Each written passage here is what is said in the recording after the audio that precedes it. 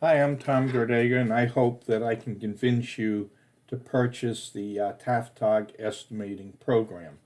Through this set of instructional videos, I think you'll see that it is a very easy program to use, very powerful. It has features in it that you won't find in programs costing thousands of dollars more, and this is substantially less than $1,000, in fact, less than $500 for this program.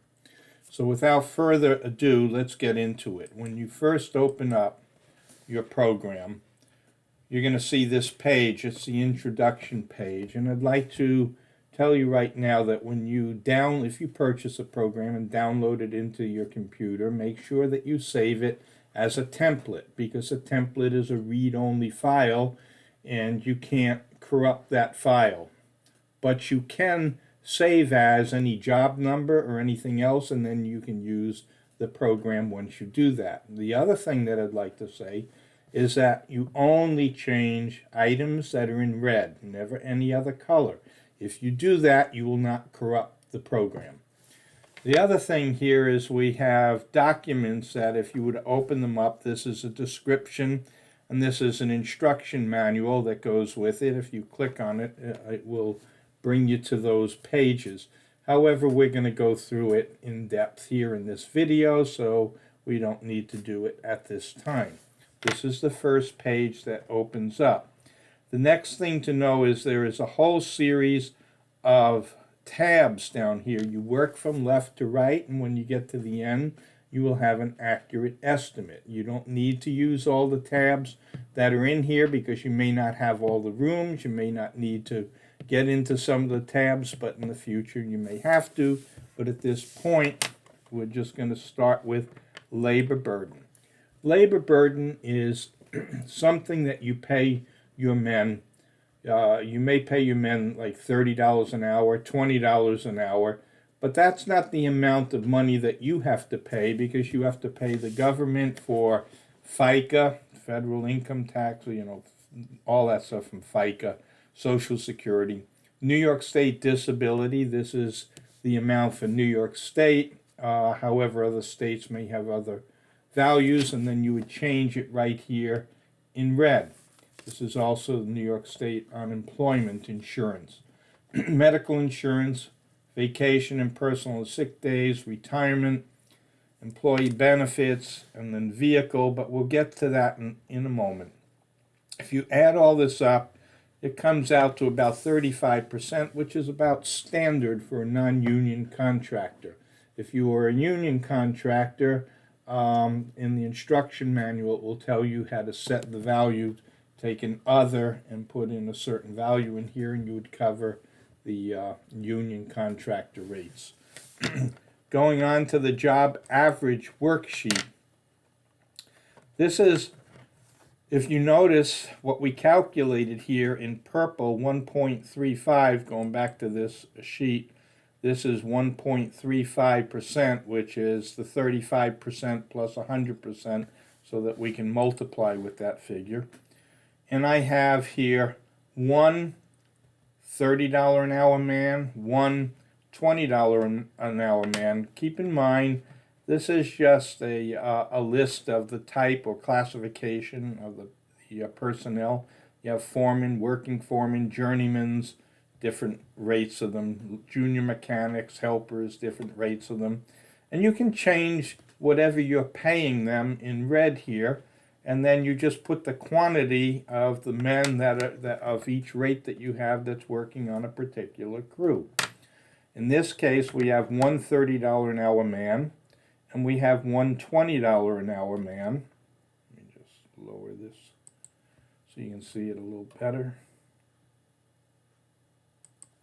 One $20 an hour man, and it comes out to an average with this burden of 1.35. That $30 an hour man comes out to $40.50 an hour. That's what you have to pay.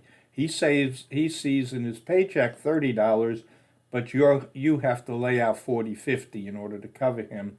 And the $20 an hour man is, with the burden, is $27. That's what the burden is. it totals up to $67.50 divided by 2. Our weighted average rate per hour per man is $33.75.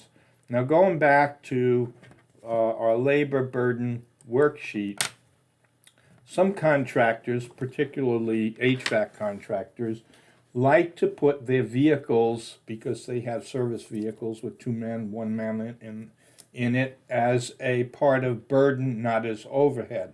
In that case, you have to know what is your cost to support that vehicle per month in insurance and the loan payment. And let's hypothetically say that it is $500. Okay. And now this just added, this calculated what that would be, and the way that it does it is it takes the, going back here, it takes this $50 that you're paying that combined men, going back,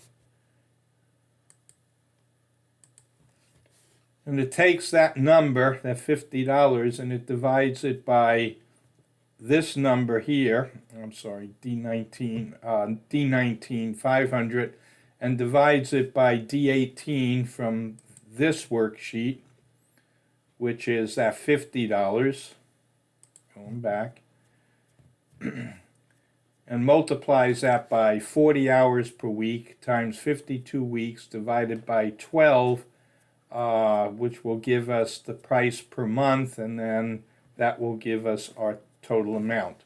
Okay, and that's 5.77 adds. So if you were putting this vehicle that cost $500 and that was your crew mix of a $30 and a $20 an hour man, this would be 1.408, which would be 40.77% burden rate. However, if your crew mix changes and you have higher or lower paid men, then that number would change. For example, the more that you increase that you pay your men, the portion that you're taking of it to cover the vehicle means that the percentage is going to be less. If you're paying the men less, that percentage is going to be higher. For example, I don't have one $30 an hour man. I have one $40 an hour man. And this changed the rate. You notice it went down from 1.408 to 1.39, and that changed here. Okay, so let's go back. Let's go to 0 here. We're not going to use a vehicle rate or a vehicle burden thing any further. Going back here, we're going to change to the $30 an hour man again. This is 1. And this is 0. We're back to an average weighted average rate of 33.75. Uneven productivity is the next tab. This is where you have to take, this is set up so that we have the calculated uneven productivity equal to the published labor units that you would take from a manual of labor units, and it becomes an adjustment factor of 1, which means it doesn't change. But you need to calculate your men on particular tasks to find out what their productivity is. No 2 men, by the way, work at the same rate. So if you want to find more about uneven productivity, I have another video that shows you how to measure it, how to calculate it, and how to apply it, and then how to use your published rates, and that will give you either less than 1, which you're more efficient, or more than 1, which means that you're less efficient than the published rates, and you have to adjust your estimates accordingly. This will do it for you if you do it. For example, I have a $6, a man that does particular tasks in 6 hours, and another man working on the same task with him 8 hours, but this is only 50%, the actual time to install is only 50% of the labor hours. In this case, it becomes here 0.5, that you can change that value, but most people use 0.5, which divides 6 times 0.5, I get 12, 8 divided by 0.5, I get 8, and I have these factors here. And then basically you can use the same formula as resistors in parallel, and that will give you uneven productivity rate. And in this case, we have 13.7143 hours. Our published rates, if we're looking at that same task, and I look at what the estimating program comes up in hours, it's the same, so there is no adjustment. The next important tab is overhead. Overhead is what you have to pay not directly to the men, direct job costs, direct material costs, direct other costs, or direct labor costs. Those are the men who actually do the work or the material that actually goes into one particular job, not all the other things that support your company, such as professional fees and rent and mortgage and utilities and secretarial and truck drivers and warehouse men, the boss. All those things are considered overhead because they're not actually installing the materials that you're putting into a job. Here we have direct labor expense estimated or actual. We're taking it from your income statement. In this case, it was for this job was $11,700, and the G&A selling expenses for that period, maybe this was for a month, was $7,800, and it's all calculated for you. And if you want to know how to calculate your overhead, I have another video on that in this series that you can look at, and it will tell you exactly how to do it.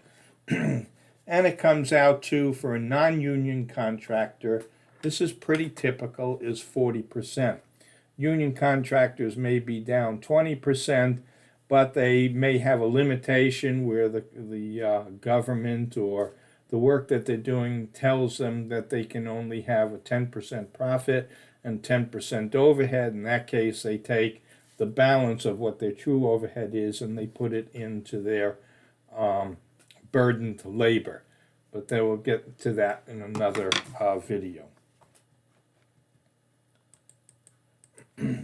Total material and sales quote. In this, we have different fixture types, fixture A, B, C, D, E, F, G. You can change these names.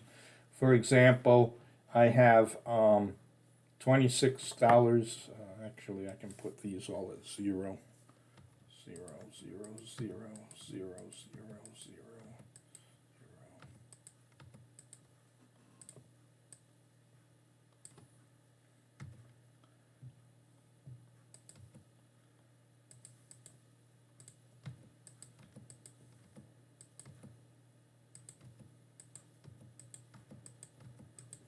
It's not going to change the estimating value, but it gives you some information if you want to see it as we go along. Anyway, we have fixture A. You get a quote on it, and the supply house is telling you fixture A is $26.92, and fixture B is the same, the same thing.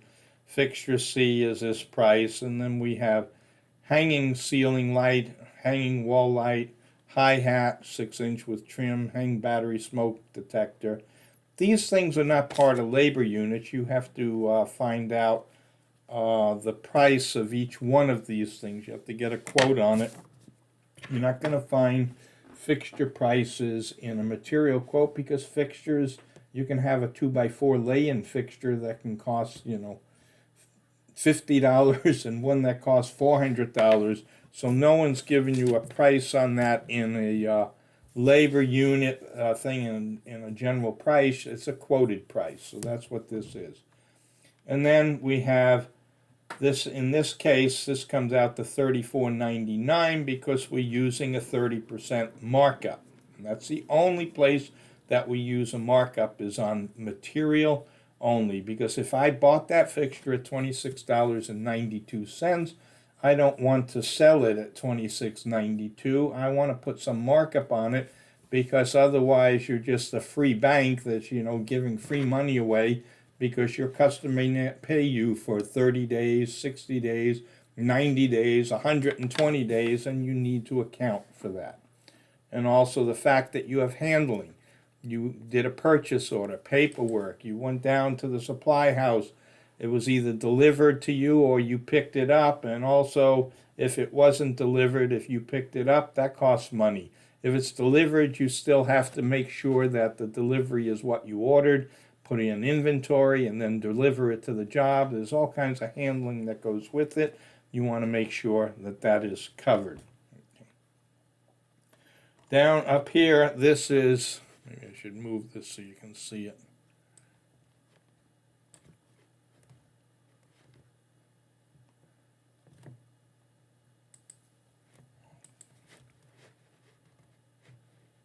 Should be able to move this. Oh, you can't see. And anyway, this is the equipment rental and subcontract quotes. Let me make this a little smaller, and maybe you can see it.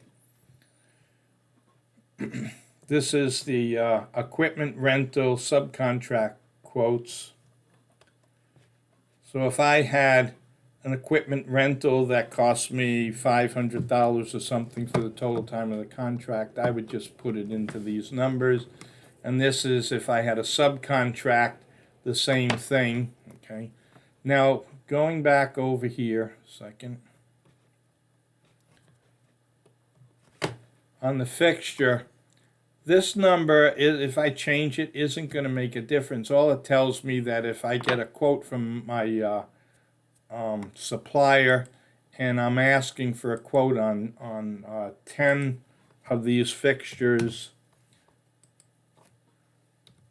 10 of those fixtures, and 10 of those fixtures, okay, what happens is this is just telling me what I have to pay for the contractor, and down below it will total up everything there. That's not going to affect your estimate here because we put quantities in elsewhere. It's just giving you a value that you can look at.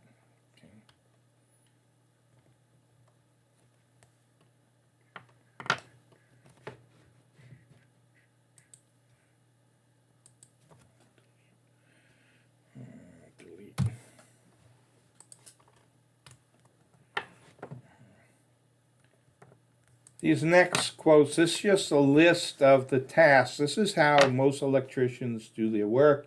You have layout and mount boxes, drill holes, pull wire, cut in, splice, trim.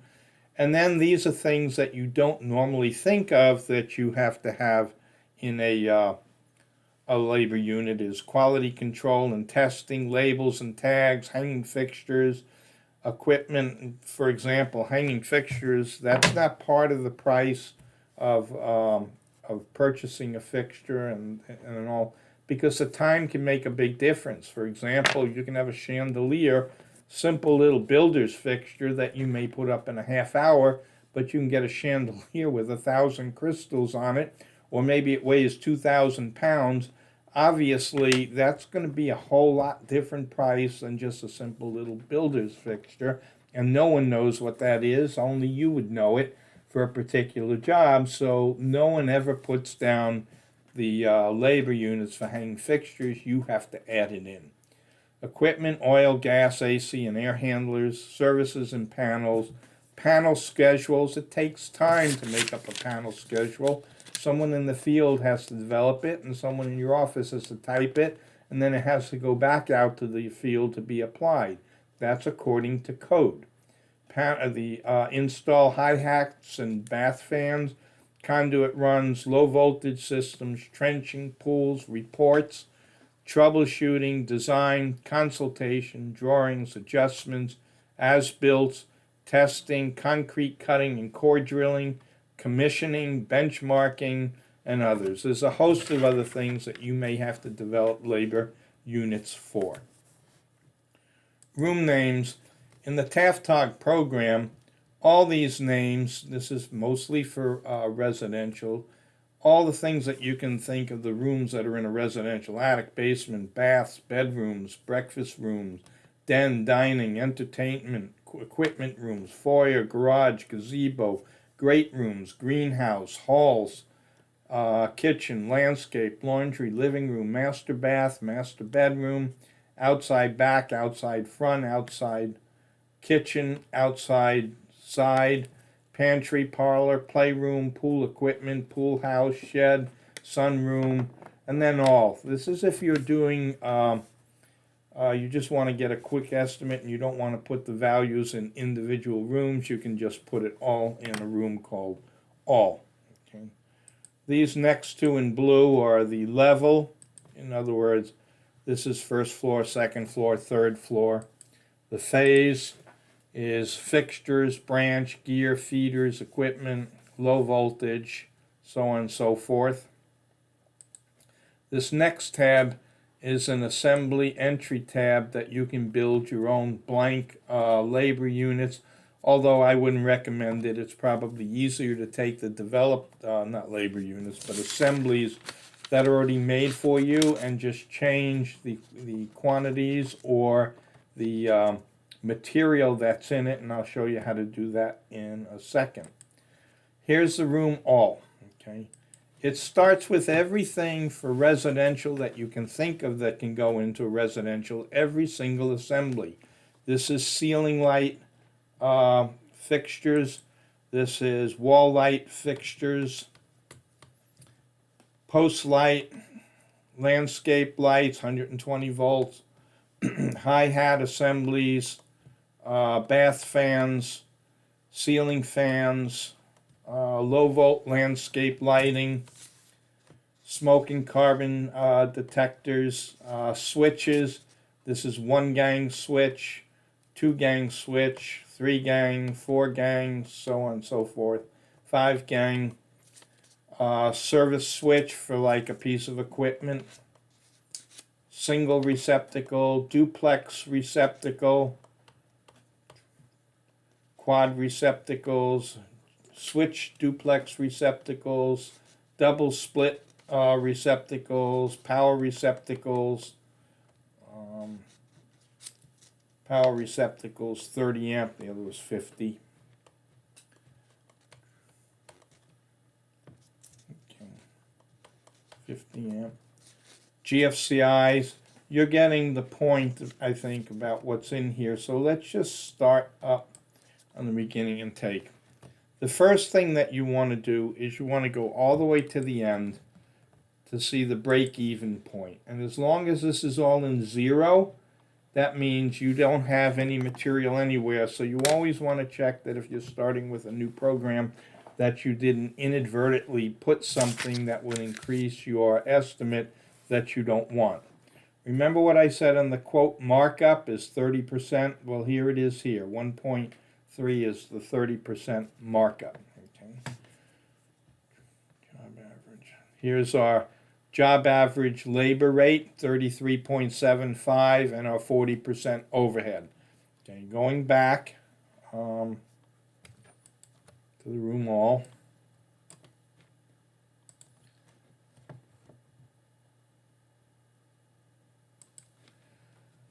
Let's say I have no ceiling lights, but I'm going to put in some hi-hats.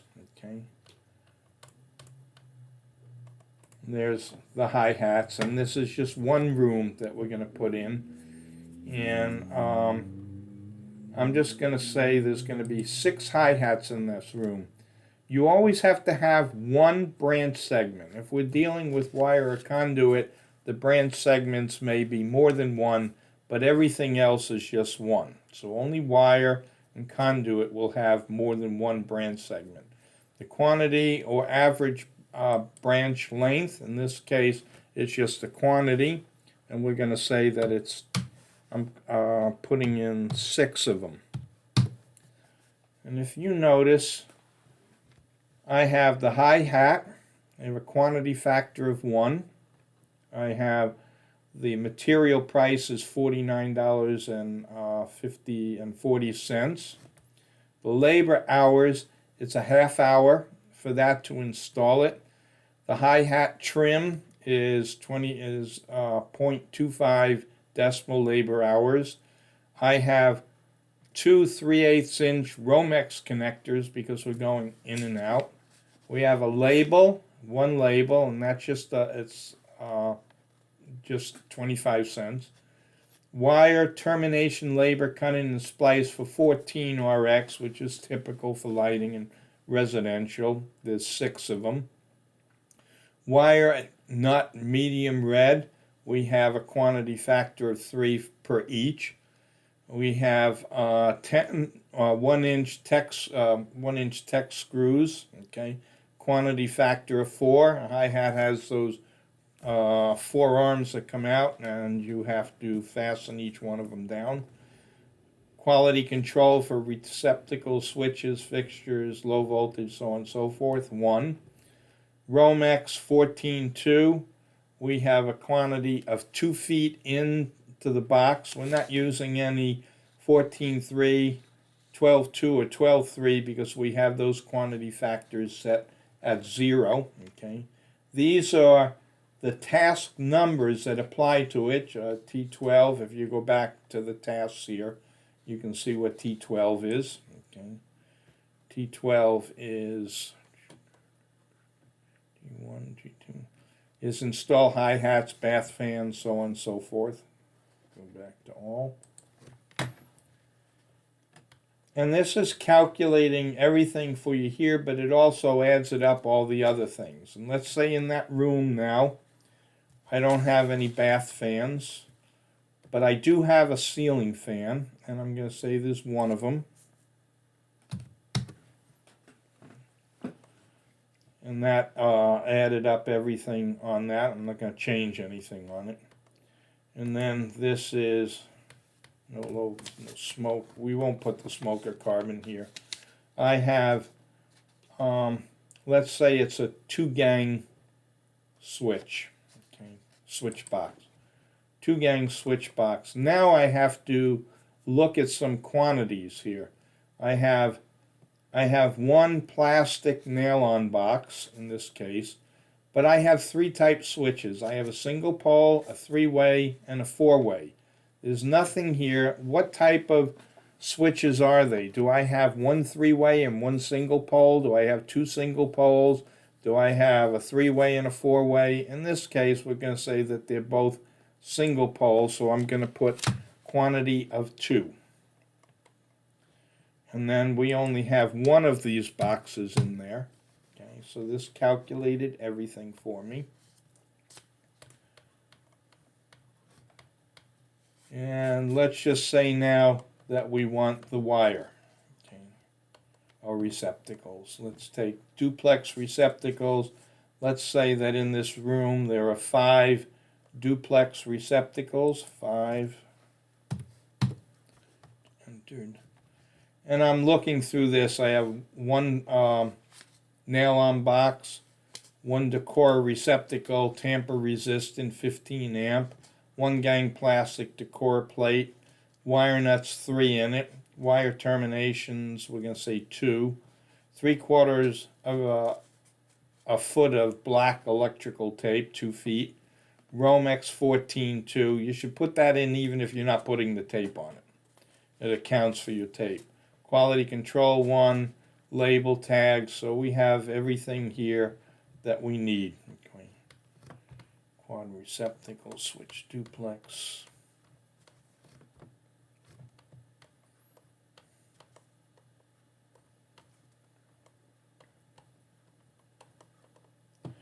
Branch wire. Branch wire is always 1 less than the number of boxes that we have. We have 6 hi-hats. We had 1 ceiling fan. Okay, actually I should go back and I should put the 14.3 in that. Let's go back to that ceiling fan. Ceiling fan. We have, I have it in here. 1 foot of the 14.3. It's already in the box, and 1 foot of the 14.2. Branch wire 14.2. So this is always going to be 1 less. The branch circuits are always going to be 1 less than the number of boxes that you have for it. So we had 6 hi-hats. we had one switch box, right? And that switch box has 2 switches in it, so we have one, so that's 7. So we're going to have number of branch circuits, we're going to say is 7.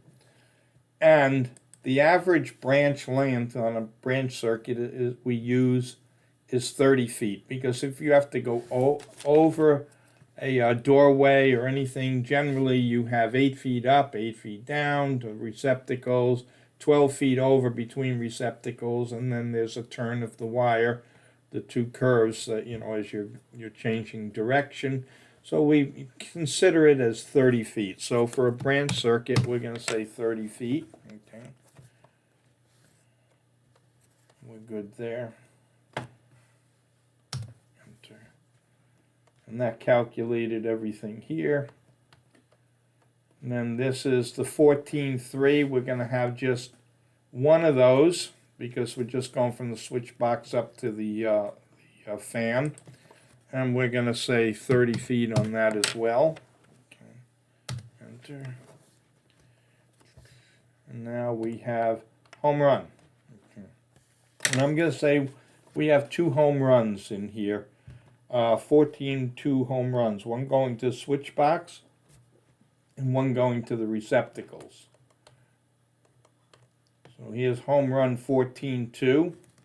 And we're going to say we have 100 feet for each home run. That's usually what it averages out to. Sometimes you have more, sometimes you have less, but you should use 100 feet. And then the number of segments, because we have 2 of them, 2 home runs, we're going to do that, and it gives us 200 feet. It's calculated everything for us, hours and all. Okay. So basically, for that room, we are done. So now I can go to the end, and I'm going to look at room dollar totals.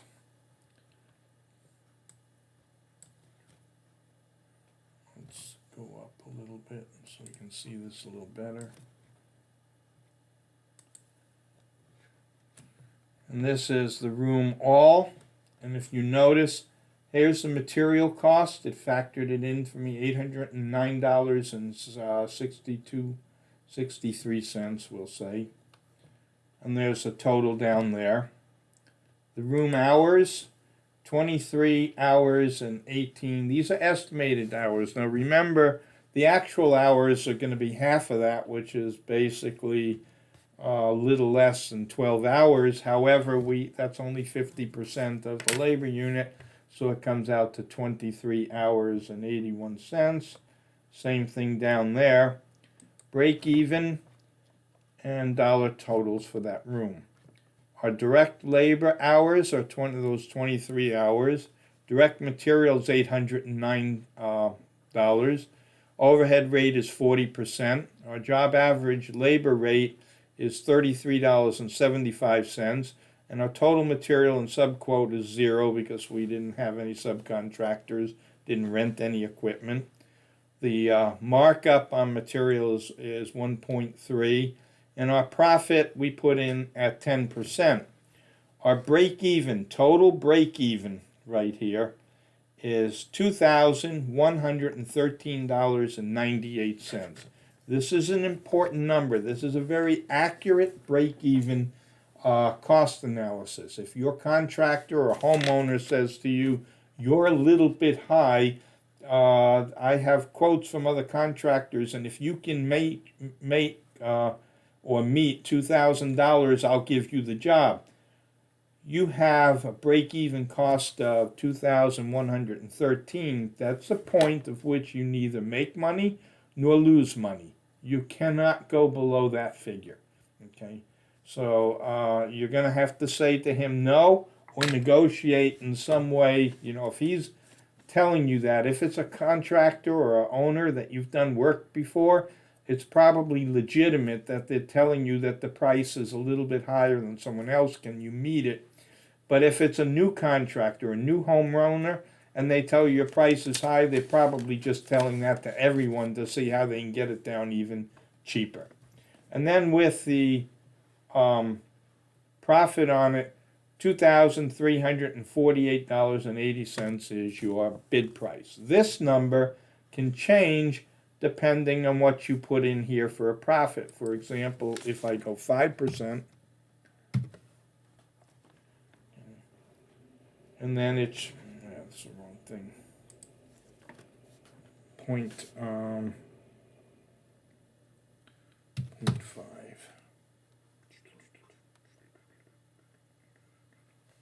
Hang on. 0.05. Okay. This value.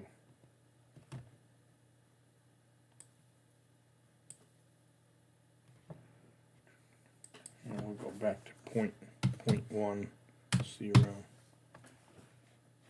I don't know why that wasn't changing, but in either case, this is, oh, I put it in the wrong place, that's why.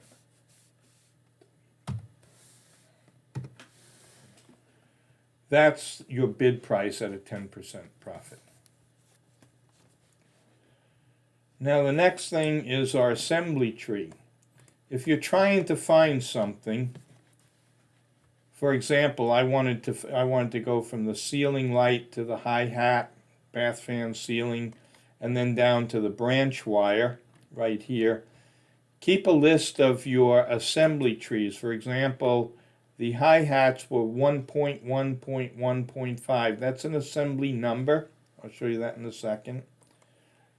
And then the branch wire, this is 2.2.1.1, and the home run 14.2 is 2.3.1.1. The 14.3 was 2.2. If you type in that number, for example, let's go back to that room all.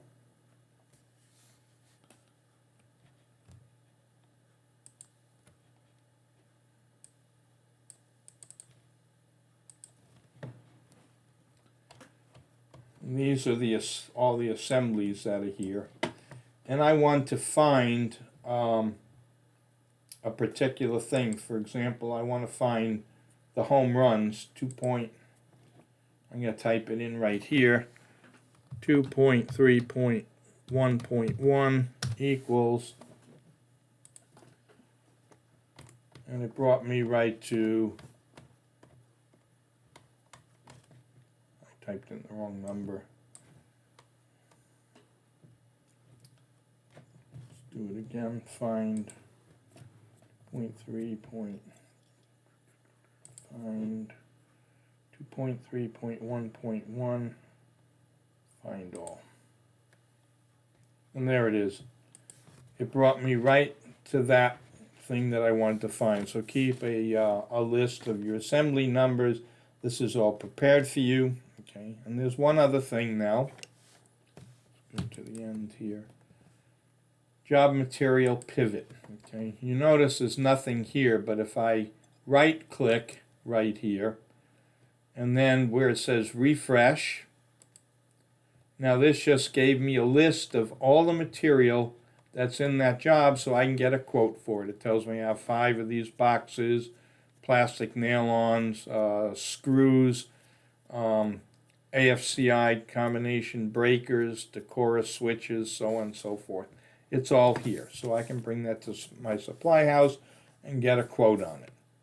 Thank you very much, and I hope you find this program is easy to use, because you can bring it out into the field with you. Your men can bring it, and this way, if you need to make a very quick estimate in a residential project where it's 1, 2 rooms, whole house, you'll be able to do it in about a half hour, which is if it's a whole house. It's very, very quick, powerful, and it gives you very accurate information. Thank you.